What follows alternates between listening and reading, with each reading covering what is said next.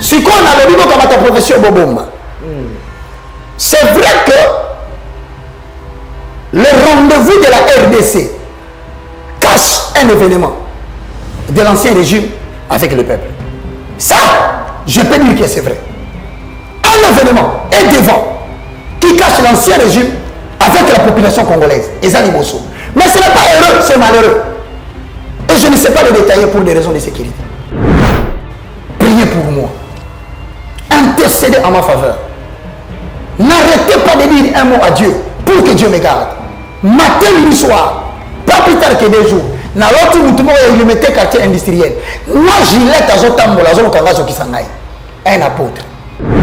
Il y a une diaspora. Pourquoi tu as dit que tu as dit que tu as bakomi mona butu yo zo kate to kanga ndeti mikolo bakani nga zela to kanga yo po ba mona saka na kate mikolo ya si il faut ba ko ka mundu ki place na la vanda ka ba ya sala enquête ba kanga ba sala projet ba sala moya mwana si il faut ba conseiller ka mundu mona ta la voiture ba sala sachez qu'il y a des gens auto dénoncés na ba pasteur ba sala bango o ba panza ma ka ba église de réveil ba décider ba kangisa biso nyoso monoko na mboka mutalo kati.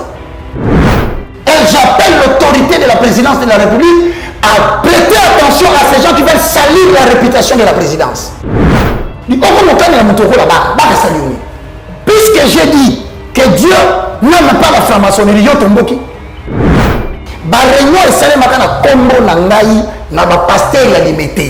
je répète, réunion, comment faut-il taire Baka? C'est à l'occasion de cela que Batingelanga Soda Awa, ici que tu as dit, na arme, na 22 heures, au sujet de la sorcellerie au milieu des pasteurs, au sujet de l'occultisme parmi les pasteurs haut placés des églises de réveil au Congo. Je l'ai dit et je le confirme à tous les pasteur Soni Andini.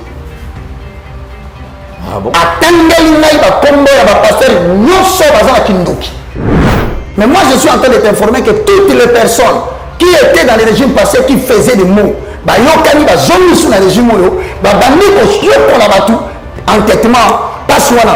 président.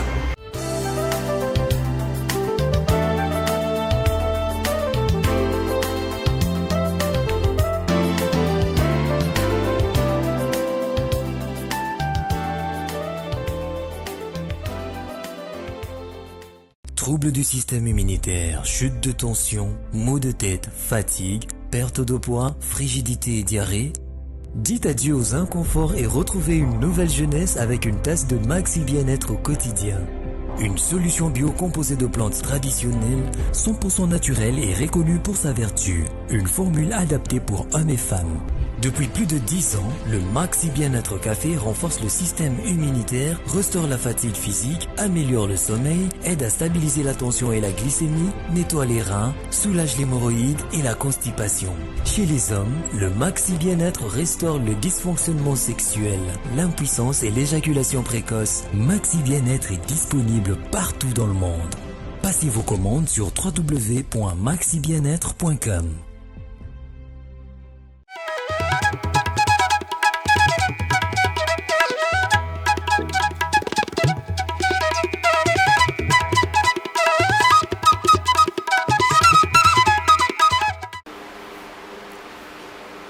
Bon, il y a 2 semaines, je vais te surprendre, j'ai été invité par quelqu'un. Personnellement, c'est écrit quoi? République démocratique du Congo, Église du Réveil du Congo. ERC. Invitation quoi? Première session extraordinaire 2019-2024 du Conseil ecclésiastique national. Invitation officielle. Évangéliste Roger Bak. Je peux t'informer que j'ai fait 8 heures du temps où le pasteur Sonic Afoutarokoman, que je salue avec beaucoup de respect, me présente des excuses personnellement pour me dire, respectivement 7 ans ou 8 ans, tu es venu ici. Oya comme ça que bato qui va continuer na kati plateforme église de réveil. Au niveau dénoncé. Ba yembi ba simiki ici, ba koti ici ba magie na kati ba clip par l'ésotérisme et le message subliminal. aboyaka. Abi, non, toi tu es un évangéliste international, prêche le salut. Nabi, je suis venu te prévenir, mais je ferai ce que Dieu m'a dit. Tu vandina pasteur Sony. Pour y dire que nous avons un battu. Mais il dit ok, bateau peut-être parce que la gloire revient à l'éternel. Et pendant votre rencontre quand même face à face dans pasteur Sony Kafuta, il s'est d'abord excusé de dire aux alaki na makambo ya solo ya koloba. Ngai le corps nazalaki président du conseil des sages. Voyant ce que tu commençais à dire avec mon collègue et l'autre, je n'ai pas de problème. Nous nous sommes décidés de te demander de te taire. Mais je peux t'informer, na loi balukaki. Na ko sambiso na mboko balukaki. Kotira kwazo balukaki jusqu'à ce que na lobby. Mais moi na oyo, soki makambazo de uti panzambe. Botika yaloba. Ba réunion esale makana kombo na ngai na ba pasteur ya limité. Je répète, réunion ba mabaka. Comment faut-il taire Baka? C'est à l'occasion de cela que je fus empoisonné, vous connaissez, en 2017, en février. C'est à l'occasion de cela que Batingela soda awa, ici que tu as dit, na arme na 22 heures. Croyant que beaucoup de seul na kata biro passer avec moi, na vanda qui banda na batebele, abimisi mundu. Il est là na kotisi ba document na crime, na kotisi ba document na renseigner, na sengi ba lukela nga mutu wana il est long na zo rapporter. Mutu moko na yo sanga de kombo ya passer à limité, o bazaki impliqué na makambo. Abi mais na lobi na bango pe. So on va continuer. A olega na te va autant ba kombo na bien. Tout à l'heure vous venez de toucher un point très sensible en ce qui concerne notre nation. Est-ce que l'on a qui prophétie il y a Denis Lessi? Je l'ai suivi comme tout le monde et je pense que Baroté l'a mis au Péango pour tout le bas. Mais on a dit ça au sujet du kabbalisme juif, au sujet de la sorcellerie au milieu des pasteurs, au sujet de l'occultisme parmi les pasteurs haut placés des églises de réveil au Congo. Je l'ai dit et je le confirme à Tessoyuka. Pasteur Sony Andini. Ah bon? Atangeli ngai ba kombo ya ba pasteur nyoso bazala kindoki. Église de réveil. Mutumo a bien na kombo ba ndanga ba boto l'église de réveil. Oui, il faut toujours quelque chose pour que quelque chose arrive. Si si. Combien de pages? Na combien? Entretien avec le révérend Sony Kafuta. Première page. Deuxième page. Troisième page. Quatrième. Cinquième. Sixième. 7 heures du temps. En bref. Adjoint beaucoup à pasteur Sony. J'étais son homme à Koufa. Aïe comme c'est pasteur Sony. Pasteur, ma pessinai kindoki, pas ya collègue na yo. Pas ça na moni. Na kindoki wana tobimaka na butu wa pasteur nyonso ya RDC. Tokena kokutana na océan. Na océan wana tomona ka lumière moko makasi ezopela kuna. Biso na soto zoyembe la lumière wana. Tobimaka na munoko. Atuni. Makambo yo zoloba awa. Soki tobengi le concerné aye awa. Est-ce que kondimaka ezayi papa? Benga batu nyonso. Pasteur Sony abengi pasteur Didi Nzambe. Abengi ba pasteur mususu bazawana. Pour éteindre leur nom. Alors, il y a un peu de temps. Magie aya. Oui, c'est pas au cadre de Binoa. Il y a une personne qui a une question. Si on a dit que Bima, à ce moment-là, on a recouvert. Je répète le propos du révérend Sony Kafuta. Qui a reconnu que Dieu m'a confié une bonne mission de dénoncer. Tout le monde reconnais-tu que pesi pasteur au kindoki azo senga to bandela baptême to bikola ye to benga na milimu mabe mutaka bi yo na lobima kamion loba yo ndo so pesa biso kindoki biso nyo so ba pasteur na RDC c'est toi le représentant et tu sais quoi il est mort mtonga kufa mukola kufi na mutosala ki makambo wana il y a des tombes de bembe et bembe boy komata. Il y a des choses qui se sont faites. Dans la salle que muto akokufa, attention à tout. Mais muto wana na kufiro, il y a ba kufa kate. Si quoi il y a on doit expliquer mieux en détail. Basi maserikali kangami na kata mutuka. Makambani sami na kata plateforme église de réveil. N'est pas passé sur la bengi abi. Oh. Matulu. Ah voilà, natangi kombo. C'est moi, Sony. N'a pas problème là côté. Tu es tika yo. Tika la biso ko résoudre la problème chose. Asi maserikali tikali e fonga mebimi. Personnel, Timothée qui c'est ma pamboli. Alobi, nous t'appelons quand tu dis hier, nous t'église de réveil. Hier, nous t'appelons ici, nous si on a sauvé la nina kufa. Ba sombe ni na veste ya pembe. Ba lobi na ngana kama ta veste na ko pesa pasteur mo ko moni ba na kato. Continue. Aboyi na ba ko mona.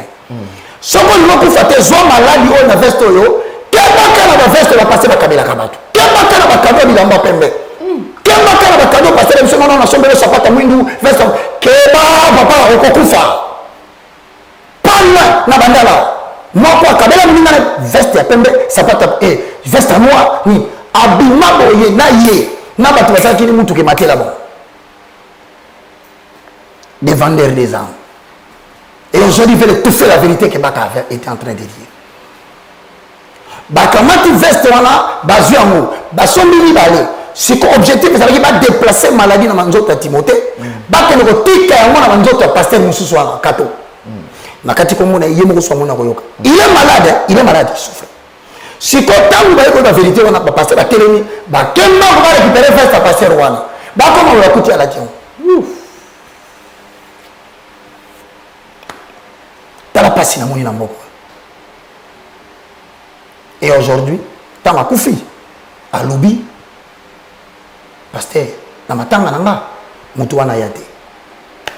À prévenir les bâtiments. Mais malheureusement, je le dis encore, c'est le révérend Sony. Alors oui,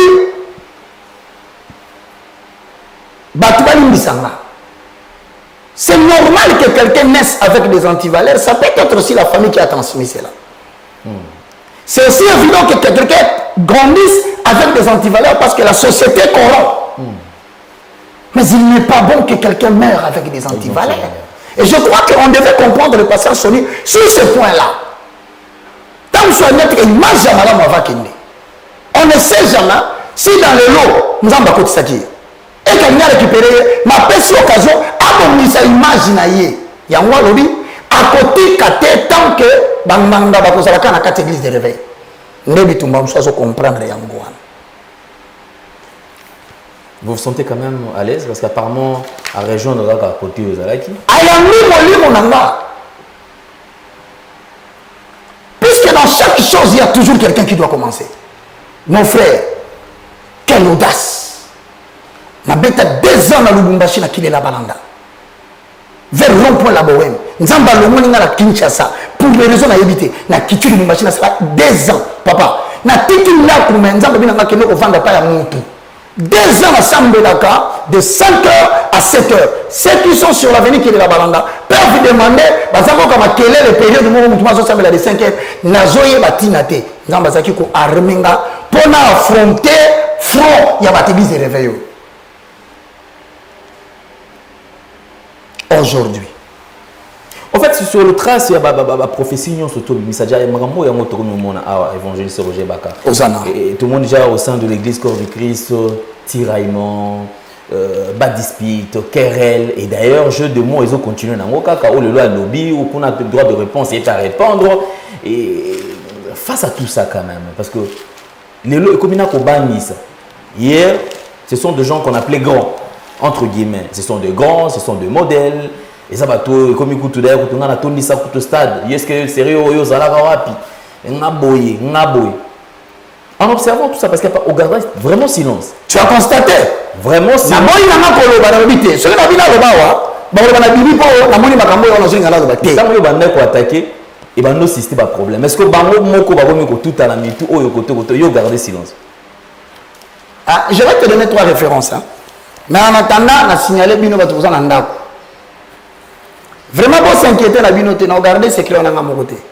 na suka émission na kotangela ye bakombo nyonso ye pas garder na si na si bakombo na pesi ba camarade ba pasteur nyonso pe ba garder donc ça ne sert à rien toni wa attaquer après émission to landa baka to botole kayewana et ça sur na kayeti et c'est contacter des amis ko bato na ba mémoire bato si bazala ngo donc ça ne sert à rien et le pasteur Sony continue à parler avec à koloba lisusu donc au moment que ngai na komisika nzambe pour à permettre pas n'importe qui. Si c'était un petit serviteur de Dieu comme M. Ben petit, mais il s'agit du président des conseils des sages. Et nous avons dit, ceux qui ont subi Kindoki, ceux qui ont koufi, ceux qui ont encore l'église, ils ont vendu la Kango, et ils ont passé Sony. Donc, ils sont allés et ils ont dit, solo Yakobo Mbezate. Nous avons dit, qui est ma prophétie, à la Kisabatouke, Bakazaki ou le sentiment. Mais l'Esprit dit expressément dans 1 Timothée chapitre 4, le verset 1, que vers le dernier temps, quelques-uns abandonneront la foi pour s'attacher aux esprits séducteurs et à la doctrine des démons. Par hypocrisie des faux prophètes, des faux docteurs, portant la marque de la flétrissure dans leur propre conscience, telle que complétée par des Thessaloniciens. Au chapitre 3, le verset 14 à 15, Baka pose les fondements. Des Thessaloniciens, chapitre 3, le verset 14 à 15. Et si quelqu'un n'obéit pas à cette lettre qui est la Bible, notez-le. Bon, parce que aussi, je suis parmi les journalistes brillants que j'estime beaucoup. Quand on dit notez quelqu'un, notez-les. Pourquoi tu vas finir? Tant que tu vas finir, tu vas finir pasteur Abandan. Tu vas finir par Kangayo, ou Kota Kashuba, ou Imidio, Imanative. Et Salamité. Mais si tu as une salami, oh, Babombi. Et l'homme sur. Si tu as Babombi, tu vas kangi mutu makamion. C'est que dans la monde, on a bon trésor valable. Il est là. Je l'ai dit ici à la télévision. Trésor. J'ai prié et j'ai demandé à Dieu. N'oublie pas dans ma mission, on a dit, si un juste se détourne de la justice, na tourna la peine Zambé, le corps a monté à Pamba, Kolo, bato ba bika na nzela na iba okende wapi. Bato ba kolobani, Zamba bisinga, baka, benga valable yebisa eboy. T'as la vision. Na moni vision, na moni procès, na moni conseil à couper ça. Na l'amour qui 6 heures juste, na benga na bisier. Fais ceci, fais ceci, fais ceci. Ton papa va sortir. Ou sur la rana valable. Mais ça, il y a des ça y est. Tant on a commis ça, papa. À ça, la tourne à période à mon coussé, à l'ouka passer pour Abima. Moi, j'avais dit. Qui va croire que. Dans le bagi sous mon sous, dans le bon bas.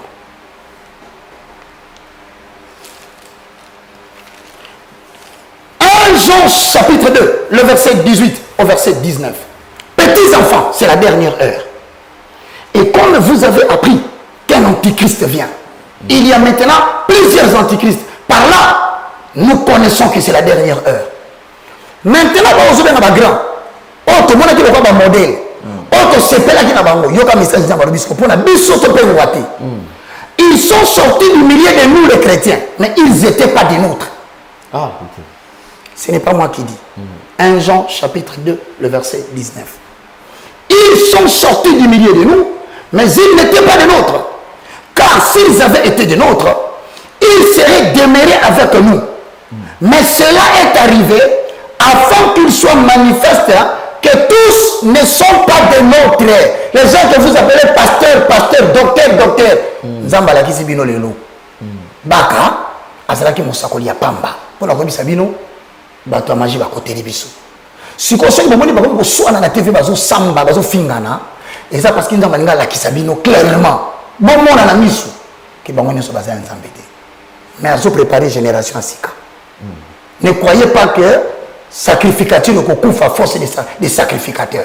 Na Europe a préparé une nouvelle génération. Baza déjà prêt. Bah oui. En Amérique, baza prêt. Et même temps dans le bas, bazo na 400 autres bango très saisissement, il y a profession dans le bas. Dieu va les effacer un à un. C'est comme ça que mon frère Tolobaki, les jeunes gens, babimonaki banzambe bamonaki ndeti oyebi ekomaki ntina point moko na bango azoloba akoyemba na moto ya mokili tala fandi ya binzambe nanga so okangi monoko tokosambwa Seigneur tokomi ntina point ke bakotisa la lumière naturelle dans le tabernacle. Toi tu as dit à Moïse construis-moi des tabernacles mais qu'il n'y ait pas la lumière naturelle. Okomi ko tolérer to komati na po ba saboter biso boye. Si tu ne fais rien éternel, montre-nous un autre Dieu tolanda. C'est alors que mon les gars na TV na soka courage. Si tu te rappelles natanga 3 combos. Na bina bango nzamba ba beta bino. Je rends gloire à Dieu. Mais ko beta wana ils apprennent à combattre. Ils apprennent à sa moto chance à se détourner de ces mauvaises voies. Le pire, c'est la mort. Ce n'est pas loin si les gens ne se répandent pas. Mon inzoto, obete la ngoto lomingite. Mbolu, utake pa inanzamba. Bokondi, peuple nda pesaka. Ça l'attention. Okokaniso komi nzambe. Jusqu'à ce qu'en un seul jour, tu comprends que la vie ne tient que d'un fil. Faut bangatamba. Voilà le message. Ça c'est grave en tout cas. Merci beaucoup tous aux bénéficiaires. Un message belé au réseau Bima. Ah ouais. Mais évangéliste quand même Lélo. Denis là ça fait ses prophéties hein. Peut-être au cas où na malobanga mebele na lobaki na bossa ni ça. Oui. Disais prophétie et ningisi. Jude.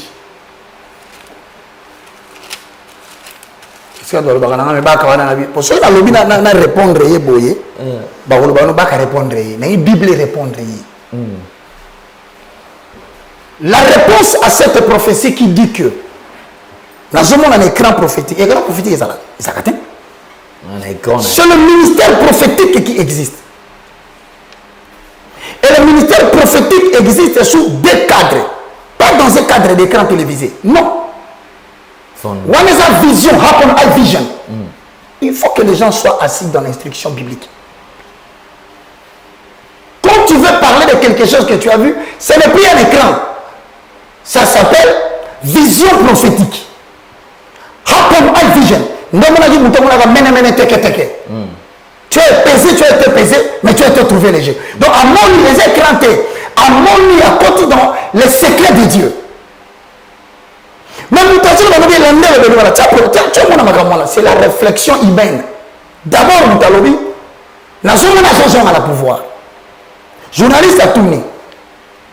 À la pouvoir, oui. À même pas de manière directe, mais indirecte. Mais parce qu'à l'homme qui est président de la République, donc Fatia Zolongwa, hier à Zozonga, lorsqu'il a intérieurement compris les dangers de ce qu'il disait, a changé. Mais il peut revenir sous une autre forme. Il n'y a pas d'autre forme pour revenir à la présidence. Le peuple périt faute de quoi? Connaissance. Si on a relevé j'ai beaucoup de respect envers toi. On va te montrer cette vidéo. J'ai commencé à te faire confiance lorsque tu as dénoncé Bambongo Batoualiaki. Mais cependant, le but de Mbongo Batoualiaki n'a tinani. Mbongo Moko Baliaki est président passé. Après ça, Mbongo Basomba, Basomba Lupango, Basala Université des églises de réveil, avec un montant que je ne sais pas te dire ici. Tilelo, Mbongo et Zinda, Tilelo, bâtiment université, oh, Bino Balendele, les chrétiens, beaucoup de temps, on a Minerva, on a Lia Yango, Moutalia Yango, Moutaka. Un jour de prière, je te l'ai dit. Un jour, tu vas provoquer 7 jours. Et comme nous avons il y a ce problème. Mon concours, tu vas mettre ma soeur à boyer, pas me passer Sony, Wazarajido, Karateka, Salaba Sport Rebelle. À ton nom, à tel enseigne qui a l'objet dans mon quand dans un Koloana, soit tu n'as que Makala, soit tu pasteur dans un Tumbolanga à se retrouver en hôpital. Pendant détaillé, Jésus. Si on a le niveau comme ta profession Bobomba, c'est vrai que le rendez-vous de la RDC cache un événement de l'ancien régime avec le peuple. Ça, je peux dire que c'est vrai. Un événement est devant qui cache l'ancien régime avec la population congolaise. Et ça, mais ce n'est pas heureux, c'est malheureux. Et je ne sais pas le détailler pour des raisons de sécurité. Pour le moment, ça va arrêter mes colos. bazo kanga ba toujours le bika mama ya vérité bo yo na so diaspora boka tatende to le bakato kana sengwa bakomi mona butu yo so kate to kanga ndeti mikolo bakani nga zela to kanga yo. Mais ça dérange quand même les autres moi avec Fachi quand même on pensait que Mamou Ebele puis aux ala tu sais essayer de commenter à cet aspect des choses quelque part on nous dirait que nous avons pris position de quelqu'un. Mais moi je suis en train de t'informer que toutes les personnes qui étaient dans les régimes passés qui faisaient des mots bah yo kani ba zomi sous le régime yo ba bandi ko yo pour la batu entêtement pas soina bon là tamou de président. Moi je te dis moi je suis l'objet de menaces. Donc pression aux ala na ko kala izo na obi na yo que batu wana bana forme micro ko te zande bizarre. Bazo annoncer ko attendez la vendre. S'il faut pas que moi comme nous qui place na la vendre ka ba ya ko sala enquête ba ka bon sala. Projet bazala moi moi. S'il faut la construire comme nous dans la voiture, on sala. Donc, c'est pourquoi je prends l'opinion internationale et congolaise à témoin. Sachez qu'il y a des gens qui ont dénoncé, n'a pas pasteur, l'église de réveil, va décider, va et j'appelle l'autorité de la présidence de la République à prêter attention à ces gens qui veulent salir la réputation de la présidence. Tout le monde a besoin de vous semble la rappel, les gens commencent à vous salir. Puisque j'ai dit que Dieu n'aime pas la franc-maçonnerie, et ça c'est pour Nati. Nous avons le christianisme. La lumière et les ténèbres ne marcheront jamais ensemble. Et là, vous autres, c'est parce que tu as prétendu, on va nous diriger là. Nous avons dit que l'ensemble de la bonne la cambonayo. Si on est tombé là, que on nous kanga kangisanga, to kozwaye kaka. Beaucoup takingai. Au nom de Jésus-Christ. Beaucoup kanga dans un bref délai. Évangile souvent prophétie a donné les oui, prophétie a donné c'est comme ça pour toucher. Posons les fonds, les fondements. Les fondements. Très cher prophète, entre guillemets, car ça s'est vérifié encore. Jude.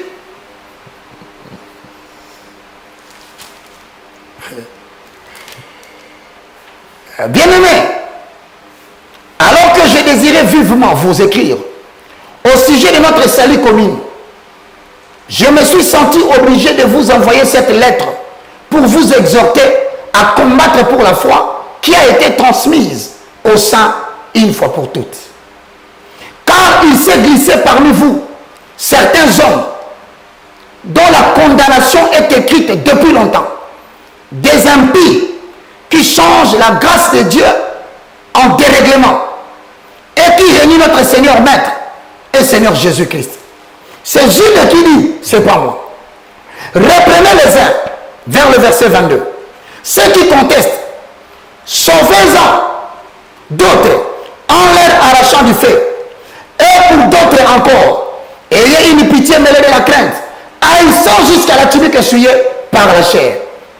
Ces gens-là, ce sont des écueils. Jude, chapitre 12. Dans un regard, faisant un prudemment bonne chair, se repaissant eux-mêmes, ce sont des milieux sans eau, poussés par le vent, des arbres d'automne sans fruits, deux fois morts, déracinés, des vagues furieuses de la mer, rejetant le cume dans leur impureté, des astres errants auxquels l'obscurité des ténèbres est réservée pour l'éternité. Il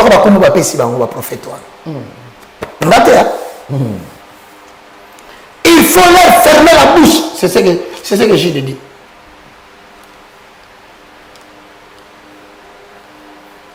Il faut leur fermer la bouche. Ils parlent de manière injurieuse des choses qu'ils ignorent. Et ils se corrompent eux-mêmes. Le cadre prophétique a des alliances. Premier point, prophétie n'est pas ça mbokaboye. Et ça va tâtonnement dans le langage. Non. Il y a la prophétie dans le cadre de l'alliance. Dieu est le suzerain, le peuple devient le peuple vassal. Ils sont liés par une alliance. Or nous ne sommes pas concernés dans le cadre de l'alliance de Sinaï. Bissot continue un ministère prophétique dans le cadre néo-testamentaire. Si on se bien voté, non, respectez Moutou. Vous avez toi, on a pu continuer dans le monde. Je vous avais dit qu'il y a des prophètes du FCC qui, matin, midi, soir, voient seulement le régime passer et revenir. Il y a des prophètes du cash. Matin, midi, soir, ils ne veulent que les doubles mandats. Mais nous ne sommes pas là pour plaire au plaisir. Il y a pas de Zamboka. C'est pourquoi, bientôt, vous n'entendrez parler plus de ces gens au Congo. Merci beaucoup, évangéliste. Nous allons toucher aussi un point, parce que il y a beaucoup de questions qui se posent autour de cet accoutrement d'ailleurs, parce que dans ma moment, mais investiture, tout le monde a toujours la tabatouge, je t'ai dit surtout bien en haut, ceux qui ont batouge, et tout le monde a de il y a la tia mauve. Alors, connaissons aussi qu'ils ont la couleur, ils ont la signification. Soit là, c'est rouge, soit là, c'est mélange et tout comme ça. Nous avons une investiture, cet accoutrement. Est-ce que qu'est-ce qui se passe autour de l'accoutrement? Merci beaucoup pour cette question très indispensable. Je crois que, je te dis, il y a l'introduction de la Kabbalah juive dans ce pays. Ce qui n'a pas de lien avec le christianisme. Kabbalah juif, ils ont tiré origine dans le judaïsme, beaucoup à Israël. C'est la phase cachée de la Bible. Ce sont des connaissances interdites. En anglais, tu parles de forbidden knowledge. Qui ne peut pas être enseigné parmi le peuple, ni par les pratiques, ni par l'enseignement. Mais malheureusement, en Israël, lorsque le sacrificateur va repérer ce exemple, Israël va dire mais ce qu'il y a Hébreux chapitre 8, le verset 7. Pour ne parler que de ça. Parce qu'il faut poser les fondements. Le livre de Hébreux, c'est parmi les livres qui parlent essentiellement dans Makamabila Mbawadi. Si l'ancienne alliance était sans défaut, il n'aurait pas été question de la remplacer par une nouvelle. Car c'est par l'expression de blanc, Hébreux chapitre 8, le verset 7. En effet, si la première alliance avait été sans défaut, il n'aurait pas été question de la remplacer par une seconde. Parce que l'ancienne alliance, chaque couleur a une signification occulte. Cachée des gens qui le voient habillés, mais révélée parmi les initiés. Et regarde bien. Par exemple, la signification. Naba pétoro. Au moins, on a lamba, azali na effort. On a calice na mutu. Mais la poitrine na ye, elle attaque 6 pierres. Nicolo, na se awa 6 pierres. Et comme le hasard n'est pas le langage du judaïsme et de l'ésotérisme, le 6 pierres et le 6 pierres en bas constituent les 12 tribus d'Israël. Par exemple, rien que ça. Rose, rouge, écarlate, ce sont des couleurs qui portent une certaine signification, mais cachées de tous. Maintenant, si l'ancienne alliance avec ces habits-là était sans défaut, pourquoi Jésus ne les a pas portés? Lui qui est le Fils de Dieu, tout l'Ancien Testament ne parle que de lui. Jésus a la tiamoté. Ceux qui ont un souverain sacrificateur selon la prêtrise de Jésus-Christ de Nazareth, qui a fait de nous un royaume de sacrificateurs.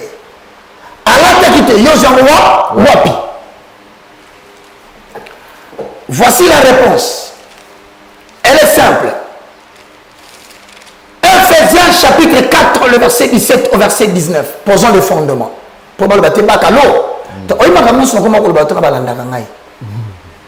Lorsque le papa Matundu Akufaki, qui est décédé, Bazaki na réunion na Bazaki Moebele. Si on pasteur Sonia Telema comme Golobaboué, na pasteur Kabongo, apôtre Kabongo dit dans un que je respecte beaucoup, merci beaucoup pasteur, parce que j'ai vu quelqu'un dans sa constance. Azar parmi initio, il y a l'église de réveil au Congo. Il est resté seul vivant. Parce que dans la réunion de Makambo, Matundu Akufa. 2. Il y avait un papa, il s'appelait Papa Jonathan. Na 4 Makambo, Akufa. 3. Il y avait Papa Moupepe. Na 4 Makambo, na 4 église de réveil, Akufa. Yom Toroto na Makambo, Makambo, Salamate. 3. Révérend Marion. Na 4e, na boya kotanga Congo, na champion na Makambo, Mabe na Koukou. c'est na lobby kaka wa lobby nango na parquet ba bengi ngai mais bato otanga kombo na baninga na. Voici donc ce que je dis et ce que je déclare dans le Seigneur. Vous ne devez plus marcher comme des païens qui marchent selon la vanité de leurs pensées. Ils ont l'intelligence obscurcie.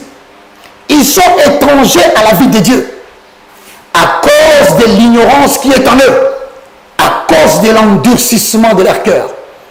Ayant perdu tout sentiment, ils se sont livrés au dérèglement pour commettre toute espèce d'impureté jointe à la cupidité. C'est la Bible qui les qualifie comme ça. Maintenant, Ephésiens 5, 11 à 12. Ce qui va être à la cérémonie. Tantôt, c'est pour livrer une population à la mort. Tantôt, c'est pour faire l'initiation du temple. Tantôt, c'est pour faire apparaître publiquement une puissance qui doit présider à la destinée des autorités ou de qui que ce soit. Lorsqu'on sont au continent Ephésiens 5, 11 à 12. Ne participez pas aux œuvres infructueuses du monde des ténèbres, mais démasquez-les et dénoncez-les. Car il est honteux si on vous dit ce que ces gens font en secret. Mais les vêtements sacerdotaux n'ont plus de place dans l'exercice du ministère. Ainsi l'Éternel les autres dans la parole de Dieu. Nalati toge, nalati couleur à toge. Voilà pourquoi la génération montante va comme offisquer, va comprendre quel chemin suivre. Bakende wapi, frère, ne participez pas à ces choses-là. Pour aujourd'hui, je crois que Nathalie Bato va finir quand même mingi. Surtout on va commenter à Nassé. Moi quand on a dit frère, on va péter la ligne à Kaoté. Pour la Kambote et la Kabato. Parce qu'on a tout naé à Talangana Missou. Oyebi pour na pasteur a pérennisé magie na ya bomarabana. Bampate. Et parmi les mpate cousin na wazali, tante na wazali, maman na wazali. Oyebi bato combien ba beli ba malade. C'est parce que ba sacrifice au ba pasteur ba pesa qui pour na garder notoriété na bango. Y compris les autorités politiques. Tu connais combien de filles ont été déviergées par des soi-disant prophètes? Parce que le lot, l'église est panzanien. Tu connais la REC, Rassemblement des églises du Congo. On va composer comme un prophète, on va veste et une cravate. Mais na Kangami Balé, na Dallas, parce que c'est la fausse prophétie na Kata Temple. Si doute, je vais citer leur nom. Tant que mon na Kata Temple, il croyait que mon na les États-Unis. Mais comme moi, le moindre de tous, avant de la quitter tant que Talinga Bakati. Tout le long, la bombe secret, la vie sera bon. Bilo, la église est confiée. Na wa bilo saka di banda. Na bilo je vous ai, nous sommes là. 2. ERC, El Paris, ma ERC, El Kini. Tokomiwa, basi ya batu. Babimi na bango. Bana musunde de bete sur ba kota na armée. Likolo ya prophétie ke mwana zandoki yemtakanga bozi ya papa na bino. Les prophètes de Kinshasa. Bamini bana batu na mangengenge après avoir kokende kuna ba ekokuta ba préservatif ba sopé on la kata mangengenge. C'est pourquoi j'ai dit priez pour moi. Intercédez en ma faveur. N'arrêtez pas de dire un mot à Dieu pour que Dieu me garde. Matin, midi, soir, pas plus tard que 2 jours. Dans l'autre mouton, il mettait quartier industriel. Moi, Gillette, à Zotambo, la zone Kangazo qui s'en aille. Un apôtre. Maintenant aussi, ça a versé haut. Mon colonie nimbeka yego na miso papa. Itondo ya noir ekolo mon colonie niye.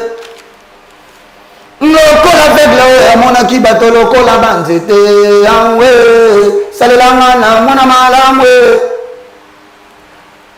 mali yakina bango na maye na mela kina bango bango kelinga malajo yesu ba kwa kelinga bebe mbatelinga nde pozo mbalingi ba kufa yawe oya Naleka boye malakisi nami sebie nana muminge nanye yawe sala mabika moye yawe sala mabika moye yawe ngona pambula kanzambe na nzembo atom sayemba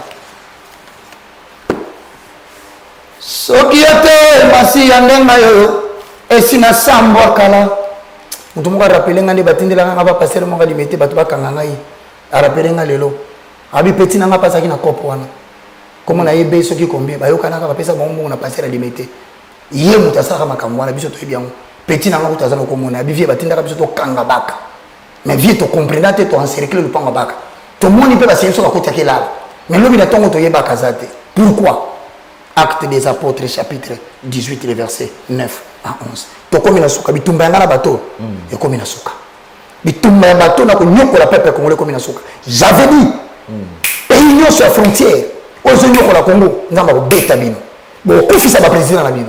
Ba peuple nyo ba repanzana, jusqu'à ce que Congo a récupéré le drapeau na 2023, élection wana bokanga. Bateau bazo calculer 2023. Cherchez le prophète David Sabino, qu'est-ce qui va arriver? 18, 9 à 10.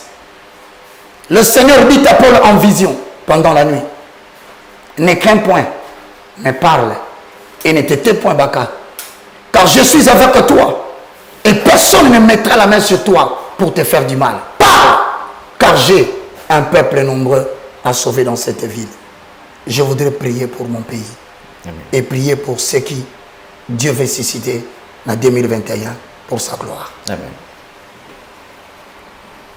Père céleste, au nom de Jésus-Christ de Nazareth, je suis le moindre de tous, le plus petit de tous les hommes de Dieu. Mais je me réfère à la mission combien difficile tu as donnée à Jérémie. Alors qu'il n'avait que 18 ans, tu lui as dit, va, tiens-toi devant la ville. J'enverrai des sacrificateurs. J'enverrai des politiciens qui viendront. Dis-leur et ne crains rien. Face à ce combat, Ézéchiel t'avait demandé, endurcis mon front pour que je puisse résister à leur front. Seigneur, ce que je te demande, ne me laisse jamais tomber entre les mains de ses ennemis. Protège ma foi et protège mon pays. Tu nous as donné 5 jours de prière. Conserve, Père, la prophétie. Amène à la réalisation que les gens qui se prennent pour des dieux te rencontrent dans le chemin. Et comme Jérémie 23, 20 a dit, ta colère ne se calmera pas. Préserve-nous du mal. Préserve ton église du mal. Maintenant, que cette prophétie court vers son accomplissement. Nous sommes là, nous voulons te voir, afin que le peuple dise, il a donné l'autorité aux nations, à son peuple. Ils ont gouverné avec le sceptre de fer, dans le nom puissant de Jésus. Bénis cette émission, bénis ceux qui vont les commenter, bénis ceux qui vont nous insulter. Père, ne les tue pas. Parmi le peuple, ouvre les yeux de certains, qu'ils comprennent ce qui se passe aujourd'hui à l'église, mais que ce que tu avais annoncé. Dans le nom de Jésus, je recommande à l'Indélé entre tes saintes mains. Moi aussi, comme le moindre de tous, j'ai ainsi prié. Amen. Amen. Pour tout contact, plus 243 90 79 66 785. Je bénis Dieu pour la pub que vous suivez de Western Union. Merci beaucoup.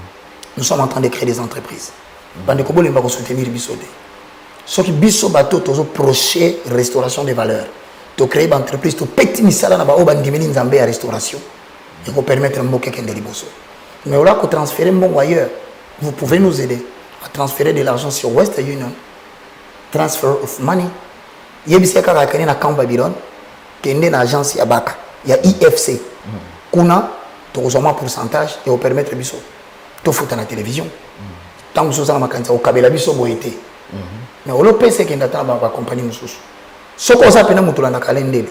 Au université de la foi chrétienne et qu'on s'appelle une émission na sengi mbongo te mbongo soko lingi ko pesa to vivaka na biso kana ngolo na nzambe e biso za na mbongo te nzambe na biso ndaza na mbongo sumba biso na ba transfert wana otinde la biso ka ba ko retirer na numéro oyo et loko ça avantage biso to solo na western to bito za ba chrétien to boy ba complication muto na kombo na ye bo pesa mbongo na ye ezala te ke i ezangi accent et a ezangi accent circonflexe ale mutazongi na kanda ba muso ba sundola ba mbongo. Voici le moyen. Et nous prions Dieu à Pambola Bisso prochainement pour qu'à la longue, nous allons à mon côté. À l'NDLP, à soit licence. Papa au besoin. Le coup d'angana juango, na facilité la chrétienne, nous sommes dans la poto, on va l'agence à western, na facilité bango ba comme l'agence. C'est une façon pour eux de conserver leur argent parce qu'il adviendra. Mon peuple mo ko c'est bon en 9e mois. France et Amérique, Europe et Asie, ba ozong c'est là tout bon côté de ba pesa ki liboso. Ok, non, pas payer ça, mais non bon pour la subvention. Et qu'on s'arrête, bah qu'on bloque, bah on m'a cassé de manière à ce que espèce et bunga bato va utiliser carte. Or pour utiliser la carte et dans la shop et dans la ligne au préalable il faut un vaccin. Or vaccin ils ont un micro récepteur na kati et ils ont ba biloko na kati pour loger pour le seul objectif il y a nouvel ordre mondial le contrôle de toute l'humanité. Et cette fois-ci qui prophétie deviendront des esclaves dans des pays étrangers. Amen. Que Dieu vous bénisse. Amen. Merci beaucoup, mesdames et messieurs. Nous sommes arrivés pratiquement à la fin de cette émission. Continuez à vous abonner, continuez à nous faire confiance. Je pense que vous qui êtes là, alors je vous recommande encore vous tous de suivre le clip de notre sœur Laetitia Kyungu qui nous suit depuis les États-Unis. En tout cas, vous allez suivre aussi l'extrait dans cette émission et continuez toujours à nous faire confiance. Nous sommes arrivés pratiquement à la fin de cette émission. Merci à toute la grande équipe qui nous a accompagnés. Merci également à l'évangéliste. Nous espérons nous allons nous retrouver très très prochainement. Je pense bien si Dieu fait grâce, comme tu as dit, je me suis tué. Mais cette analyse n'a été faite que pour permettre au peuple de Dieu. Bazong sa makanisi si mandongo lobaki bamu na makambo lobamaki. Soki kaka mutu ana za mutu lokuta. Batala makambo zo salema. Pe mutuna ba mituna. Makambo lobi za susu nini ezoya. Na lobi ke 3 mois oyo soki bato ba bongoli motema te. Ekokomela bango mulayi. Ba kokota na 2021. Que Dieu vous bénisse. Amen. Merci beaucoup. Alors on se retrouve très très prochainement. Portez-vous bien. Bye bye, à la prochaine. Au revoir. Bye. Merci Banakin, Bana monde entier. Merci bien-être. Sougala café, logo, logo, na mêlé logo, mais le logo est amabé. Il y a bien pour la panne technique, mais quand ça les langues on a n'enga mabé, ça les langues pour la maman. La célibataire to lingi binoate. So maga boma mukolo bala. Pourtant mzo ba produire en soute. Merci bien-être. Yango yo. Lukango benga ndekonanga alendele yé mutu. Ayebi esika ko fournir yo autant que tu veux, $35. Eze belé na kati. Sobo melika moko de joga bien. Be moroïde banini tout ça. Bilia lia, vanda musala banini et réparer yo système ya break et réparer yo pe fonctionnement ya break de break donc et pe son fonctionnement ya bien. To comme ba congolais toujours gagner ba match. On va défaite. Pas technique en plein match, c'est pas bon. Zongela et loco. Nana c'est éviter de dire surtout ba pasteur, bodingo mela boyawa. Bobenga pena alendele na numéro na e pour bobenga pour bozo loco. C'est important. Traitement poison anti-poison yango yo. Ne ba mususu mela ngo avant kende obima. O mela ngo. Ça a 2 jours atabatie le loco. Moi cuire mon corps c'est bon. Oyope anti-poisson. Donc, ce qu'on attend, ils ont la carte. Et l'on l'a. Alain Dele Mikolo somme. N'habité Mindela, on va payer biloko. Pour biloko, on va dire solo. Mikolo, va tirer à poisson à toi, famille, à toi, problème na moutoute, jalousie car. Donc, va produire en wana, y anti-poison, oyopé anti-poison. Donc, benga Alain Dele, à partir naïe, à Imdeni, ou à Ozwango. Nous amenons pas mon labino. Mi batte lambo ke komi biete batwa komi na jalousie oyo tozo comprendre de souté bana mike bazo kufa mikolo bazo kufa ba otiana bana bébé ba poisson donc toujours zala nanti na ndenga na nga na ndako c'est bon que Dieu vous bénisse.